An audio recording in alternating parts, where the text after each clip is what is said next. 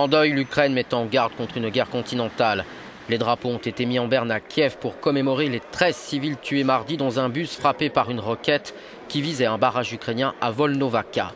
Il s'agit de la plus sanglante attaque contre des civils depuis les accords de paix de Minsk en septembre. Kiev a mis en cause les rebelles qui rejettent de leur côté la responsabilité sur les troupes ukrainiennes.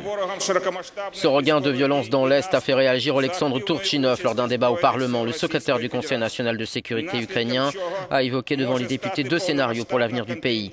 Le premier, la reprise des hostilités à grande échelle et une attaque avec la participation active des forces armées russes, dont les conséquences, dit-il, pourraient devenir une guerre continentale à grande échelle. Le deuxième scénario implique des tentatives du Kremlin visant à empêcher la stabilisation de la situation en Ukraine. Face à cette menace, les autorités de Kiev ont adopté une loi prévoyant cette année 3 vagues de mobilisation partielle, dont la première débutera le 20 janvier et touchera environ 50 000 personnes. Et c'est dans ce contexte très tendu que les observateurs de l'OSCE se sont rendus à Donetsk.